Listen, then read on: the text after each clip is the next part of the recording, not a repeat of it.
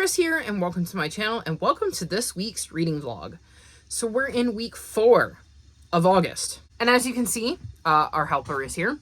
Somehow, I have managed to get to the point where I'm this close to doing Crystal's prompts over again, and honestly, if you had asked me in week 1, I would have told you I wasn't even sure I was going to get through Crystal's prompts the first time around, let alone through my team prompts again to get back to Crystal's prompts. So here's where I'm at. I am reading Crumbs. I am on page 248, and this is the last book I need to finish for my team prompts. So, I'm going to finish this tonight for sure. This is a fantasy Cielo. You're not helping. They can't see me if you stand in front of the camera. This is a fantasy romance that follows Ray, who is able to see the present and wants to use her abilities to help people, and Lori, who works in his aunt's bakery and is a musician and wants to become a world famous musician. I've really enjoyed their relationship and getting to learn a little bit about the magic and seeing their relationship develop and seeing how they're both pursuing their dreams while trying to balance this relationship. So I'm very curious to see how it ends. And then I'll show you my stack for Crystal's prompts. Ta-da!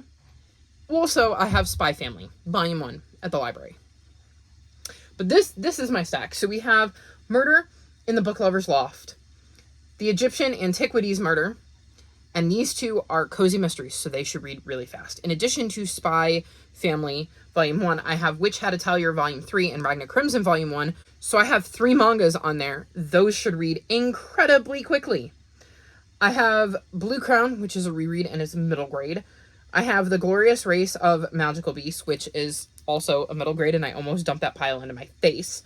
I have Gender Euphoria, which is a queer nonfiction. That is a bunch of short stories. I have Middle Tide, which is a mystery. And then I have Dress Coded, which I believe is a contemporary YA. Could be middle grade, but I think it's YA.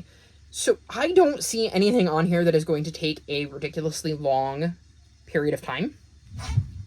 And I'm going to set that down because it is getting quite heavy. But that is my focus for this week. I don't see any reason I can't get through all of that. And hopefully then some, because if I were to get through all of that, I will show you what's left on my TBR for the month of August. Look it. Graphic novel, cozy mystery. This is like a early child, middle grade chapter book. This is not going to take me long at all. Which would just leave me with Tales of Ancient Egypt, of which I'm on page 26. Because I have been trying to read this since January, all year. So I think there is a possibility I could get close to finishing my TBR this week, and then I would have 3 whole days. 3 whole days to read whatever I want.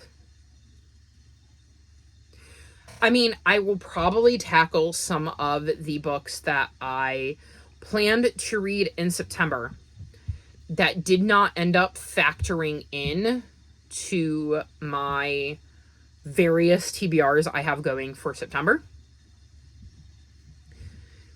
because I definitely had some books that I was planning to get to. So for instance, one that comes to the top of my mind is I'm planning on continuing both the Lockwood & Co. series and the Green Glass House series. That was always the plan.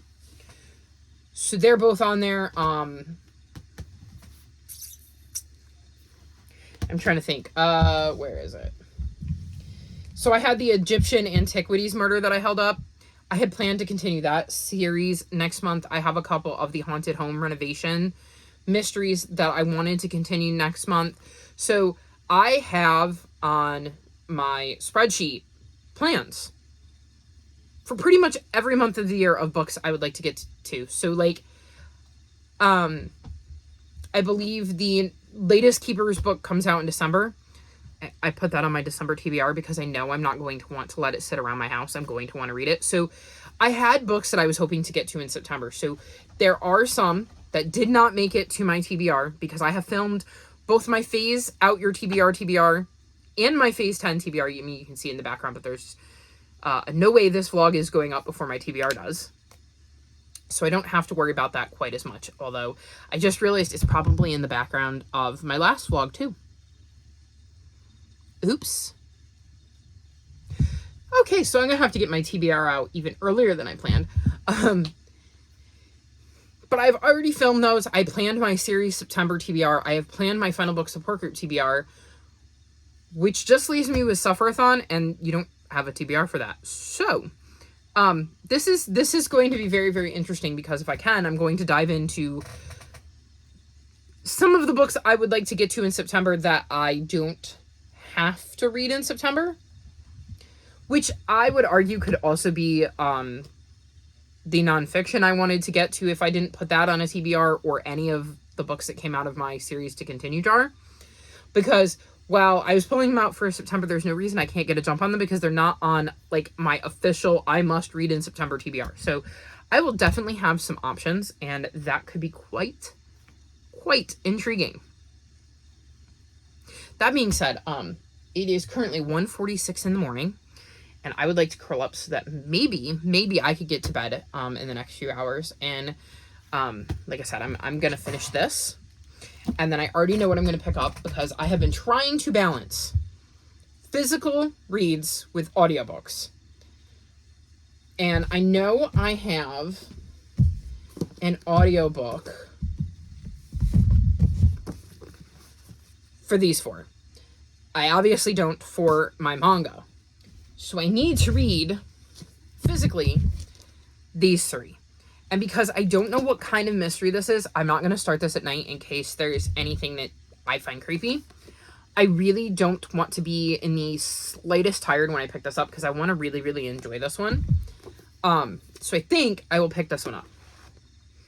Because I'm not that tired, but like middle grade fantasy or middle grade contemporary or like a cozy mystery tends to be my jam at night when I'm starting to feel sleepy because it feels like a good time to read something that doesn't require quite as much brain power.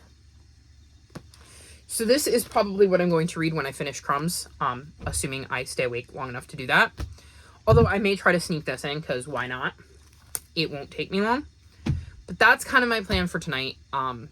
I feel like this is just going to be another successful week where I smash it out of the park, despite the fact that on Sunday, I'm going to have a gigantic pay-per-view that I have to watch. But I have gotten it, so I only need to read like 390 pages a day, which is easily doable. So like if I really, really wanted to, I could sit down and bust out, whoops, I had them backwards, both of these, and I would easily hit my page count. So I'm not massively worried right now. We'll see how I feel when I check in a couple of days, but at the moment, I'm feeling good. Fingers crossed things continue to go according to plan, and that when I next check back in with you, I have good news.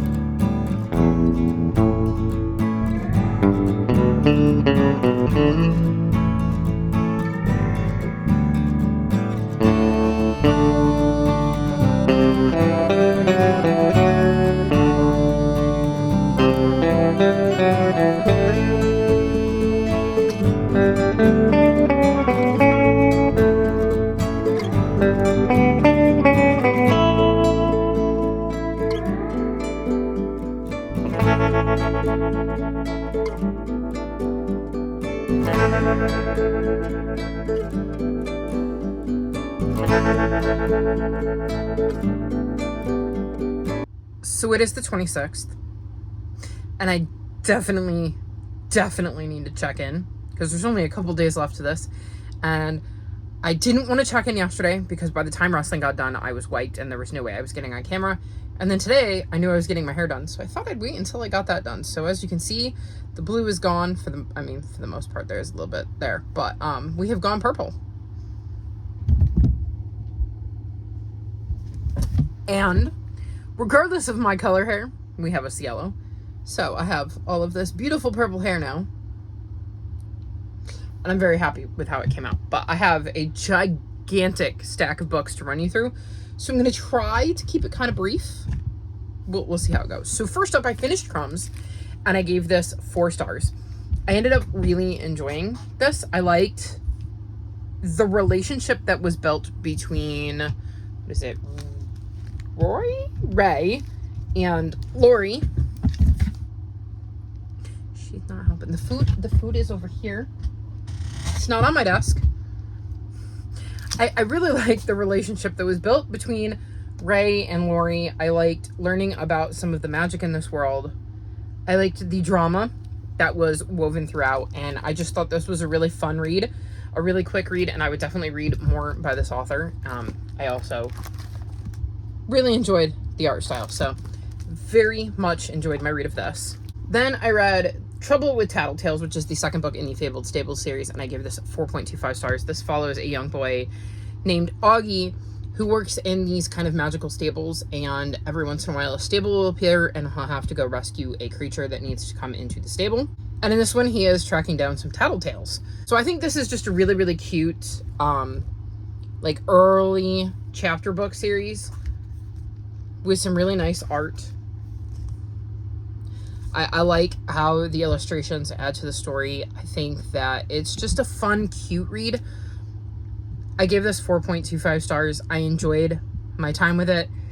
It's not like a new favorite, but I think it is really good for the age group it's written for, and I will absolutely be passing this on to one of the little ones because I think it is perfect for the target age range, and I really love the whimsy in this and the story that goes into it. They're really fun, quick, easy reads, and I would highly recommend them for little ones in your life that are at the right age. Then I read The Glorious Race of Magical Beasts, and I gave this 4.5 stars. So this follows Eli, and he's an apprentice librarian. He learns his grandma's sick and ends up deciding that the only way he can get the money he needs to help save his grandma is to join the Glorious Race of Magical Beasts. The grand prize would give him the ability to help save his grandmother, and his grandmother is all he's got left because his parents died in a previous race. Eli is not really into adventurous things. He'd much rather stay home and be curled up with a good book, but there is nothing he wouldn't do for his grandmother. So he sets off on this race with his moon tortoise, Humphrey. And so he sets off on this race with the hopes that he is going to win and save his grandmother. I really, really enjoyed this. I loved getting to see the different legs of the race. I loved getting to learn about all the different magical creatures because we do learn bits and pieces about them because obviously a moon tortoise is not a regular tortoise. I love the characters that Eli is on this journey with because I think they bring some interesting moments to his journey, and I really, really love the growth he goes on as a character throughout this story.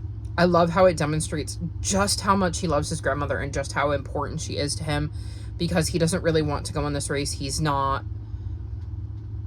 into it at all. It is not for him, and yet he is willing to do anything and everything to save his grandmother. So I think it is such a good indication of how much she means to him, and it's just a really fun adventure story, and it is interesting to see all of the different magic that Eli experiences along the way, and I just got really, really sucked in and enjoyed the adventure. So this is another amazing book by Alex Bell. Then I read The Egyptian Antiquities Murder, and I gave this 3.5 stars. In this one, Olive is back. Lady Agnes has hired her to look into her uncle's death. There is suspicion that it might have something to do with a curse, but Lady Agnes does not believe in curses, and unfortunately Olive soon learns it's not a curse, it's murder. So Olive starts to dig into things to see if she can figure out who murdered Lady Agnes's uncle before somebody else gets murdered. This is also historical fiction, I should mention. It takes place in October of 1923. So it's not typical for ladies to be detectives. So Olive is definitely pushing boundaries in that sense. I thought this was interesting. It wasn't my favorite. This series as a whole isn't my favorite. Mainly because I haven't connected with Olive the way I have with some of my other cozy mystery main characters. It was interesting seeing her start to puzzle through all of the different people and the motives they could have had, and trying to suss out which one of them not only had motive but opportunity. I did not figure out who did it until Olive revealed things. So I thought the mystery did a pretty good job of stumping me. I thought that Lady Agnes was an interesting character, and the way her interactions with Olive played out throughout the book were quite interesting, and I think they added to the story. Like I said, this isn't my favorite cozy mystery series, but I do plan to continue it, and I actually do have book 4 out of the library, so I'm hoping to get to that in September. So it's a series I'll continue, but again, not necessarily my favorite cozy mystery. Then I did a reread of Blue Crown, and I gave this 4 stars. So this is the 3rd book in the Green Glass House series. So this jumps backwards in time. We're following Lucy, and I believe this is set, I want to say, in the early 1900s. And Lucy has been sailing with her dad. He's got a big ship, and she believes that's where she belongs as part of the crew, but he wants her to settle down in a very familiar house with her brother and her stepmom, because Lucy and her family are the original inhabitants of Green Glass House. So we kind of get to see how Green Glass House came to be. And while Lucy is ashore and struggling with her father's decision to make her stay on land, her brother is kidnapped. And it's because of a magic only he possesses, and she's got to figure out a way to get him back. And it is not as simple as it seems on the surface, especially when one of the individuals has the ability to travel through time. I think it is interesting, once again, seeing the origins of Green Glass House. Because I read it so much closer to the first 2 books, it was interesting to see some of the Easter eggs that are sprinkled throughout, because, again, the house they're moving into is the house that Milo lives in the first 2 books. So it is very interesting to kind of see the origins of this house and learn some things about its history when its history is its present. So I thought that was kind of fascinating. I don't enjoy Lucy as much as I do Milo, so I think that's why this gets a slightly lower rating. But I did really enjoy my reread because it was fun to see, like I said, the Easter eggs, the things I picked up on this go around because I had read it close enough to book 2 to realize some of the things that had been mentioned in the first 2 books that we learned the history of in this one. So I quite enjoyed my read of this, and I'm very excited to continue on with the series and see where it goes from here. Then I read Shortcuts, and I gave this 4.5 stars. This is the 3rd book in the Sanity and Tallulah series, and this follows Sanity and Tallulah, and they live on like a space station. And in this one, everybody pretty much on the space station is sick, and there's a mail run that needs to happen. And Tallulah, who's had her learner's permit reinstated, kind of gets drafted with Sanity's help to go on this trip to drop off some mail. It's supposed to be a relatively easy trip, and things don't end up going according to plan. So Sanity and Tallulah end up going on quite the adventure with so many things happening to them that they didn't expect to happen when they left the space station. I love this series. I really, really enjoy the antics of Sanity and Tallulah and how they just get up to the craziest things. Like I said, this one should have been a very straightforward there and back, drop off some mail, and of course everything goes sideways, and it goes sideways in only the way it can for Sanity and Tallulah.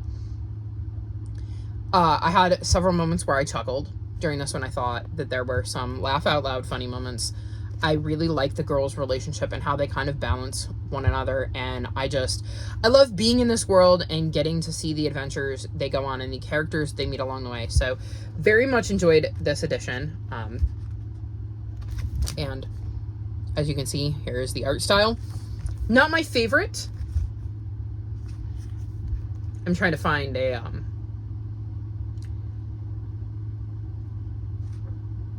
one that's maybe a little less spoilery. I guess I'm gonna have to stick with the beginning because there's a lot of spoilers. So it's all kind of like that in that coloring. And I really, really love the journey the girls go on and the antics they get up to. So this is the most recent book, but I'm hoping it is not the last because I have such a blast reading these and they're such a quick, fun, easy read. So very highly recommend this series if you're looking for a middle grade graphic novel series that involves a close friendship between two girls who get up to adventures in space and you're looking for sci-fi. This is a really good shout. Then I read Murder in the Book Lover's Loft and I gave this 4.5 stars. So this is the final book in the Book Retreat mystery series, at least from what I can tell. I found answers that the author gave on like a Goodreads Q&A, and they basically stated that for now it is the final book. They don't have any plans to revisit this series, but it sounded like a never say never thing where she has no plans to go back, but there could be a spin-off series based on this. I think she specifically said something like that. And of course, you never say never. If an idea popped in her head, I got the impression that she wouldn't shy away from writing a new one if an idea popped into her head, but she had like no solid concrete plan. So for now, it's going on my finished tab on my spreadsheet. So this follows Jane, who works and lives at Storyton Hall. And very quickly in the first book, we find out there's a secret library full of like priceless books, things that people don't even know exist. And it is her job to protect those books. She's learning about this in the first one. And one of the things she does at Storyton Hall is she invites book lovers to come stay at Storyton Hall. In this one, she's actually on vacation and hoping to get a break from finding dead bodies. And alas, it does not go according to plan. And she soon finds out that she has a connection to this murder, despite being away from home and having no reason to believe that she would be connected to the murder. So she ends up once again investigating another murder. I love this series. I fly through these books. I'm so sad that there are not going to be any more, but this isn't the only series I'm reading by this author, so I think I should maybe invest some time in the other series. And I learned that a character that we've met during our journey through the series also has a series. So I plan on picking that one up at some point. So I'm just really, really going to miss these characters though, because I really love Jane and her boys. She has twin boys, and her aunt and uncle, and the crew she's kind of surrounded herself with in Storyton Hall and her life. So I'm really, really going to miss that. I really liked the mystery in this one and her trying to figure out how even on vacation she managed to stumble upon a murder that is somehow connected to her. This mystery had me guessing until the very end, and I just was so immersed in it. And I love the way the story wrapped up. It does feel like, one, it's concluded, but two, I feel like there is a thread that is mentioned towards the end that you can see why she said never say never, because there is a thread she could pull that could lead us back to these characters. So I really like that it ended in such a way where it does feel complete, and I wouldn't feel like I was missing out on anything by not getting more books. But it's done in such a way where the door is still open, that if she wanted to, she could easily revisit things because she left herself the room to do that. So I love that it feels complete while also giving you hope that maybe someday we'll hear more from these characters in this world. So very much enjoyed my read of this and very sad to see this series go. Then I finished Middle Tide and I gave this 2.5 stars. So this follows a mystery of a woman named Erin who is found hanging in a tree, and it looks like suicide, but is soon suspected to be murder. And the main suspect is Elijah, whose property she's found on. And he also wrote a book where the murder is eerily similar to that of Aaron's. So we see flashbacks of Elijah's life interspersed with current day and the crime. So we kind of see how Elijah ended up being where he was to be implicated in this murder. And then we see, like I said, the steps that are taken kind of by current day people who are involved in this murder happening. And I was intrigued at the start, but the further along I got in the book, the more sure I was about what was happening. And I did not like the turn that the book took. It lost me because I liked the start, but then it felt like it took a long time to get to where it was going, even though this isn't a particularly long book. And so I struggled with that. And then, like I said, I kind of figured a lot of things out before they were revealed to us. And then the ending felt very, very, very rushed and unrealistic. So I didn't enjoy that. I didn't hate my time with it, hence a 2.5. I don't have anything really awful to say other than that there were parts that felt very slow. I figured it out, and the ending felt rushed. Those are my big complaints and why it's getting 2.5 stars, but nothing like egregious. No, like, things that made me really angry or annoyed. Just a book that I can tell you in a few months I'm not going to remember the details of. This isn't going to be a book that sticks with me, so oh well, it is what it is. I gave it a try, and it just didn't work out for me. Then I read Witch Hat Atelier Volume 3, and I gave this 4.25 stars. This follows a young girl named Coco who is in the process of learning magic, and I quite enjoyed this volume. I enjoyed getting to see more of the magic that she's learning, because obviously she's progressing through each book. I like one of the characters that she meets that becomes a little bit more prominent in this book, and I'm hoping we see more of them in the future. She is at this atelier with other girls, and I like seeing how her relationship continues to develop with them. I feel like there's still a lot of questions to be answered, so I'm still very, very invested in the story and where it is going. And I feel like the next volume is going to be very, very interesting because of the way things happen in this one. So I'm curious to see what Coco gets up to in the next one. So this is definitely a series I'm going to be continuing. Then I read Spy Family Volume 1, and I gave this 5 stars. I loved this. So this follows Twilight, and that is a code name for a spy who has been given the mission that he needs to infiltrate the school because he needs to be able to talk to the parent of one of the students, but the parent is basically kind of a recluse. The only place he is really accessible is at his child's school. So Twilight has been given the assignment of procuring a wife and a child so he can infiltrate the school. And man, do things get interesting when he picks up a kid and a wife. What he doesn't know is that the child he chooses happens to be a telepath, and the wife that he ends up choosing is an assassin. So there's a lot of antics going on as you see the three of them continue to hide things from one another. Obviously, the child knows more than she's letting on because, again, a telepath.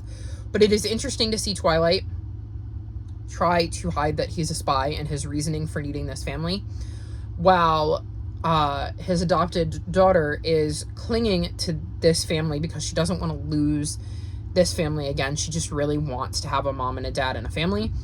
And the wife is attempting to hide that she's an assassin. Again, having no clue that this guy she married is an assassin and the daughter's a telepath. And it's just, there's a lot of really, really funny moments with certain things that are happening and how they're trying to cover for their abilities and the way they handle situations without giving away why they're handling the situations the way they are. And of course, the little girl, I think her name is Anya? Yes, Anya.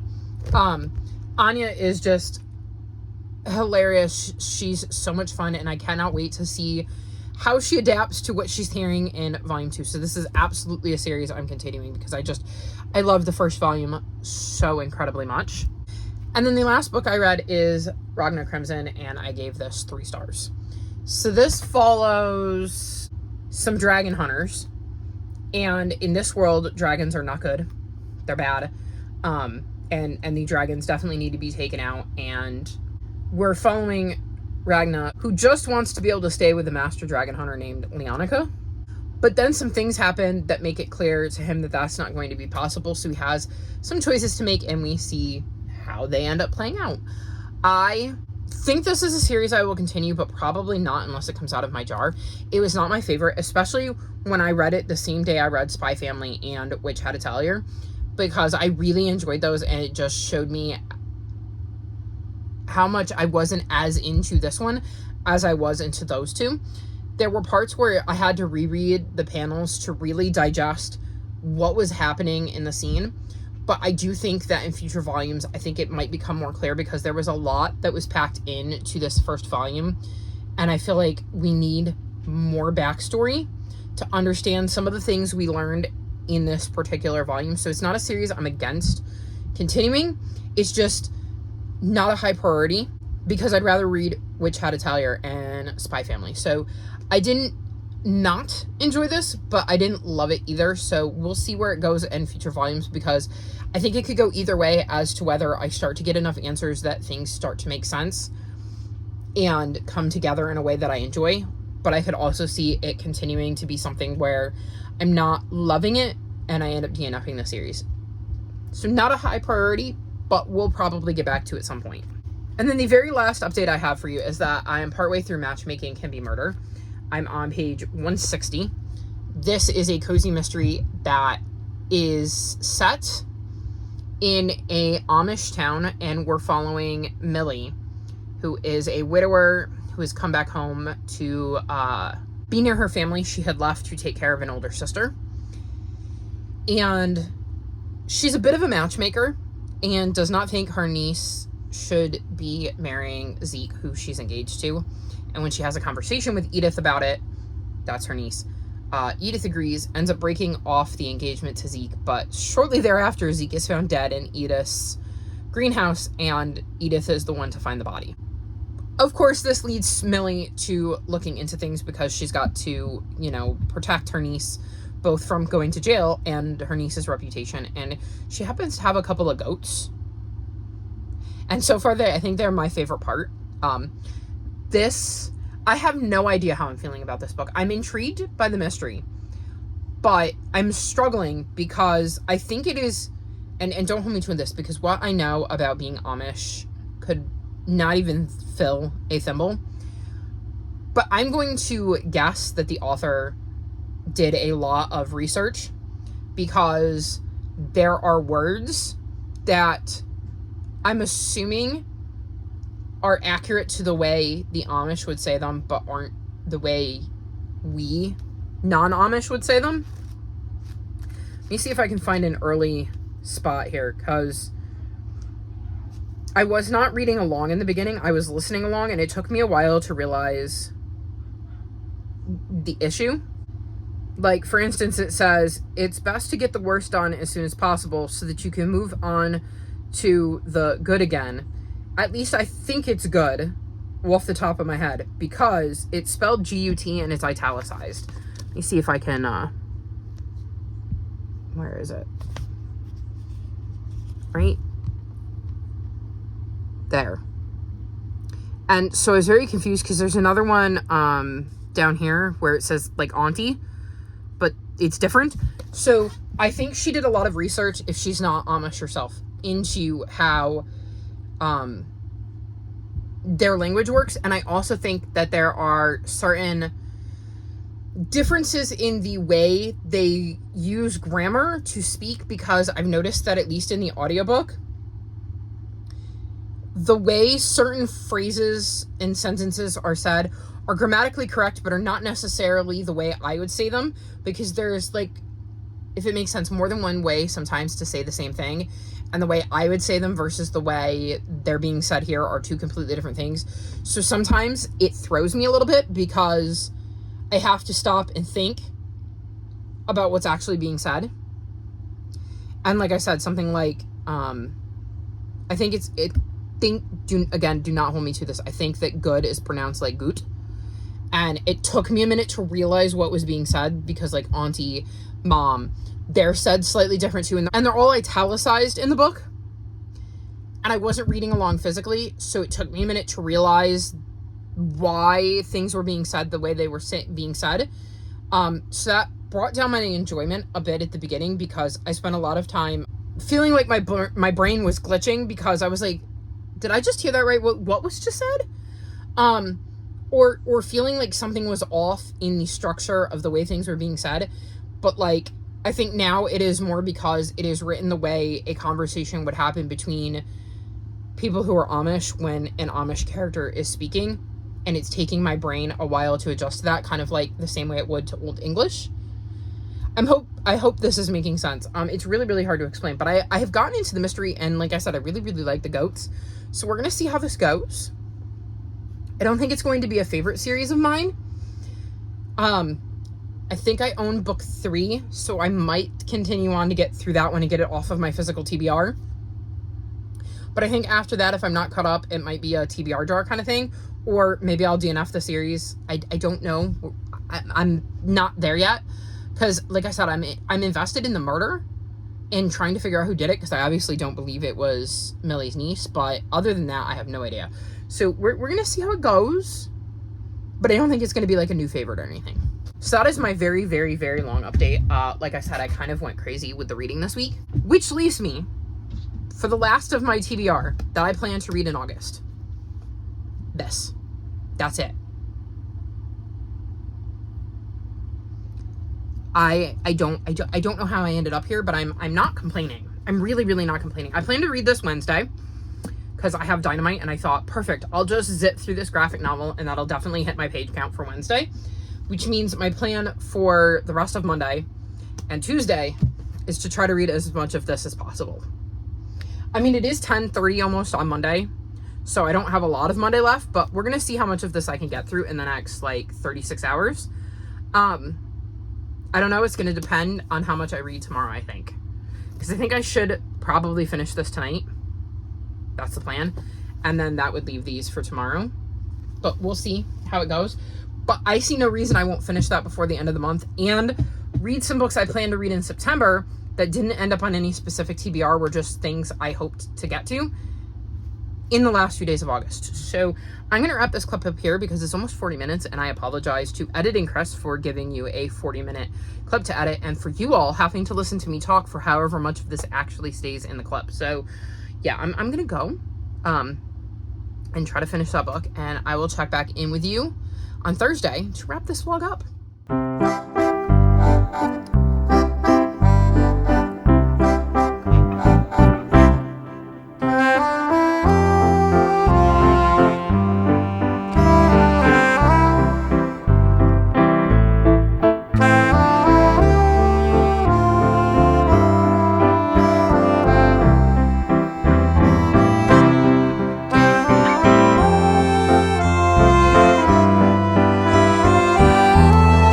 So week 4 of August is officially done and dusted, and that means it is time to wrap this vlog up.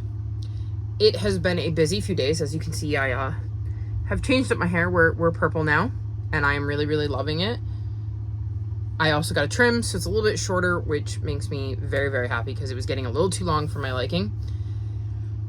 But that was definitely draining, and then I had counseling today, which I was lucky enough that my counselor let us do it outside, so I didn't have to go into a building at least, but it's still draining, and I had more wrestling, so my brain is feeling fried. But I did get some reading in, way more probably than I ever would have imagined. So first up, I finished Matchmaking Can Be Murder, and I gave this 3.25 stars. This series is intriguing. Like I mentioned before, I did struggle with some of the grammar structure of this series and some of the words that are Amish that are new to me. But I'm intrigued about the characters, and I'm intrigued about how the series is going to go, like, going forward. So I think I'm going to stick with it for now. This mystery, again, was not necessarily my favorite, but I feel like there is some maybe good bones that could be built upon, and that maybe the more I get used to reading a story that is structured like this, the more I will enjoy it, and it'll be slightly less jarring. So I'm going to continue the series at some point. Specifically with this one, I figured out some of what happened, not everything. It is set up to look like it is our main character's niece, and you know that's not it. So it was interesting seeing her try to figure out who actually did it, with the limitations of her, being Amish, and how she went about getting around some of those limitations. Like I said, I really, really like the goats. I think they're going to be fun in books going forward. And I feel like I said, this has some good bones that is laid down. So we'll see how book 2 goes whenever I get to that. But it was a fine start to the series. And again, some of it is definitely a me thing and the way my brain works, and not a book thing. Then I read Dress Coded, and I gave this 4.5 stars. So this follows a girl named Molly, who is frustrated. She sees a friend get in trouble for violating the dress code at her middle school, and it becomes this whole thing because the principal had agreed to take the 8th graders on a camping trip if the entire 8th grade managed to go a certain period of time without getting dress coded. And unfortunately, when her friend Olivia gets dress coded, it ruins the trip for everybody. And she starts to dig into other kids who have gotten dress coded and starts a podcast called Dress Coded. And we start to see all the ways in which the girls specifically in this school are getting dress coded, and what kinds of girls are getting called for a violation in the dress code. And she starts this podcast because she wants a way to help speak out and address what is going on and how unfair she feels it is. She is also dealing with some stuff at home because her brother is addicted to Juul pods and vaping. So she's dealing with those struggles at home, and money is tight. And we see that kind of contrasted with this thing that's going on at school. And I really like how this laid things out and how realistic it felt to some of the things you see when girls hit middle grade, and the way they are kind of unfairly treated compared to the boys in middle grade. And I think this is such an important book for girls learning to stand up for themselves and to see this isn't fair, this isn't right. And kind of learning how to speak out about injustices and take back some of their power. But I also felt it was very true to what each of these girls was going through and how they felt about things. And I thought it did a really good job of addressing those issues. The reason it doesn't get 5 stars is because I felt that the situation with the brother was a little over the top. I don't think it was necessarily completely unrealistic, but I do think it was kind of magnified in a way that was maybe slightly, like I said, over the top. But I liked the idea that she didn't have a perfect home life. She was dealing with stuff there too, while also trying to juggle this. So I think this is a really important book for middle grade girls, and it is absolutely one I would recommend to the little ones in my life, or the parents of the little ones in my life, because I think it has a really, really good message. And I flew through this. I really, really enjoyed my time with this one. Then I read Gender Euphoria, and I gave this 4.5 stars. So this is, I don't know how many stories. What does it say? It does not look like it says, but a bunch of stories that are about joy from trans, non-binary, and intersex authors, a lot of which are by the editor, Laura Kate Dale, but there are other voices represented, and they cover a wide range of topics. And I like that this book focuses on joy, on the good things, because so many books I've read about queer people in general focus on some of the negatives, or discuss and explore some of the harder times of being queer and the journey each queer person goes on. And I like that this one was more focused on the positive aspects, the good things, some of the positives that happened on their journey, because not everything is negative all the time. And it was just really, really nice. It was really just heartwarming to read these stories about people feeling comfortable in their bodies and finally getting to be who they wanted, or just those little moments that reaffirmed that they were finally getting to be the person they wanted to be, or being seen as the person they knew they were. And there were a lot of stories that I related to. There were some that I didn't relate to at all, but I think it is such a amazing collection of stories, and I really, really enjoyed my time with this. And this is a book I can see myself rereading when I need a reminder that not everything is doom and gloom, that there are positives, and you have to remember that along with the negatives, there are these moments of joy, and you need to celebrate the moments of joy and not get bogged down with all the negatives. So very much love this book and would recommend it. Then I'm doing Suffer-a-thon. And in the Suffer-a-thon Discord, they mentioned that newbies have to read the cruise itinerary booklet, which is a short book under 200 pages, and we might get a cabin upgrade if we read one that's about a ship. So I read What Was the Titanic, and I'm really hoping our journey during Suffer-a-thon on our boat goes better than it did on this one. So I gave this a 4 stars. I thought this was a really good look at some basic Titanic facts if you know nothing about it, for somebody that knows as much as I do, because I was the perfect right age for the movie Titanic with Leonardo DiCaprio and Kate Winslet to just absolutely devour that, and it kind of kicking off a Titanic obsession, because I think it happened to a lot of kids during that time period because of said movie. So I know a bit about the Titanic, and I don't think I learned anything new in here, but I do think it is a good starting point if you're trying to explain what the Titanic is to somebody, like they heard something about the Titanic and they want to know more. So I thought this was a very, very well done first look and starting point, and I'm really excited because, again, one of the things I love about the Who HQ books is they have a bibliography with other books they recommend, and the ones that are starred are for young readers, but there are also adult ones here, because it says A Night to Remember and Titanic and Illustrated History do not have the little stars. So it gives you options as an adult, and I'm curious because I may want to check those out to see if there are other things about the Titanic I could learn that I don't already know, because I'm always down to learn more about the Titanic, because there's still a part of me that finds the whole thing fascinating. So I enjoyed my read with this, and I definitely think it is perfect for somebody who wants to learn a little bit about the Titanic, who doesn't have a strong foundation for it yet. And then the last book I finished is The Deep Dark, and I gave this 4.25 stars. So this follows Mags, who is dealing with some stuff. Her relationship with her mom is strained, her dad is gone, and her CLO, she gotta be on camera, y'all.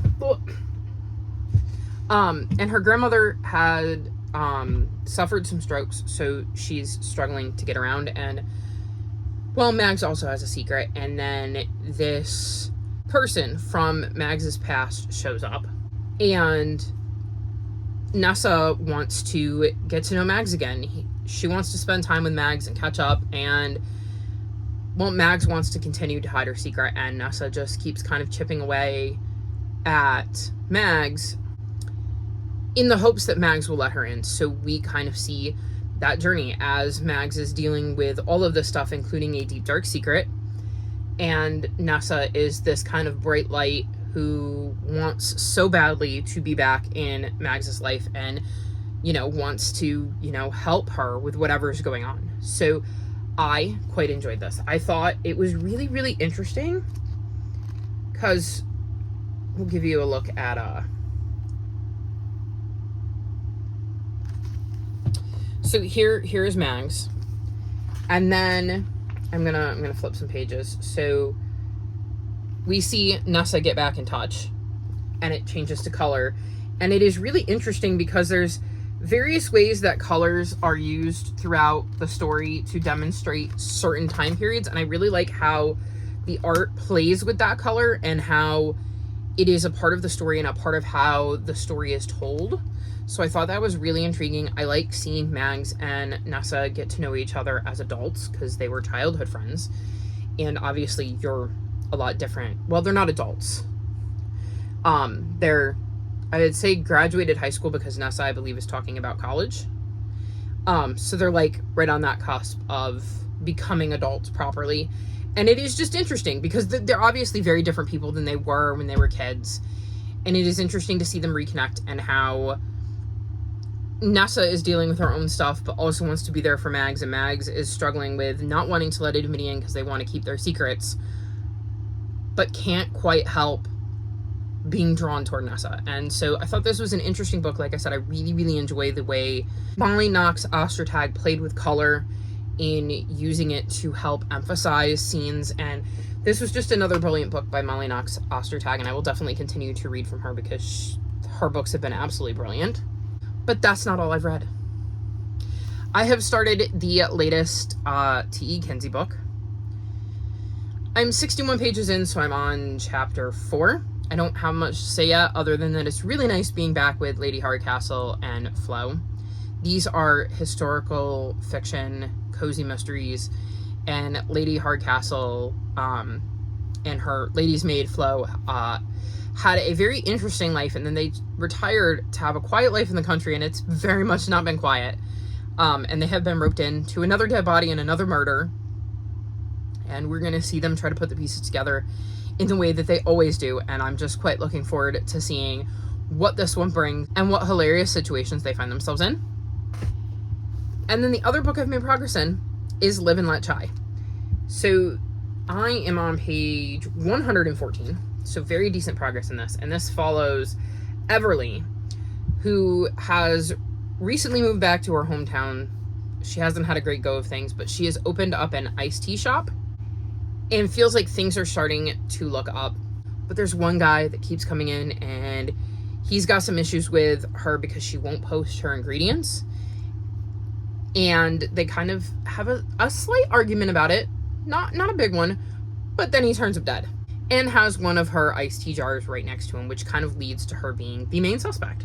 And it doesn't help that town kind of buys into it just because her iced tea jar happened to be found next to him. And so she decides that because everybody, including the very handsome detective on the case, are looking at her, she's going to start to investigate. And so we've seen her doing just that. I'm already loving the banter between her and the detective. I was looking to see if his name is on the back, and it's not, and I don't remember what it is. But I'm enjoying the banter between the two of them. I'm enjoying getting to know Everly in this town.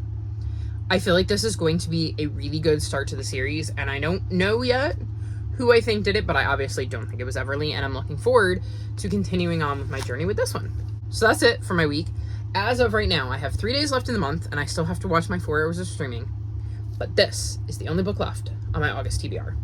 How I did that, I don't know, because, as I said, I started reading the T.E. Kinsey novel, and I've started reading this, and these were on my September TBR. And then this wasn't planned at all. But I read it anyways, so I'm like, I have no idea how I'm doing this. None. I'm really happy. So far, it has been a very, very great month. And I look forward to seeing what I managed to accomplish in the last 3 days. But you'll have to wait for the next vlog for that one, because it's time to wrap this one up. All of my social media is linked in the description below if you'd like to come chat with me. If you've made it this far in the video, leave me boat emojis. Like this video and subscribe to my channel, and I'll talk to you next time. Bye!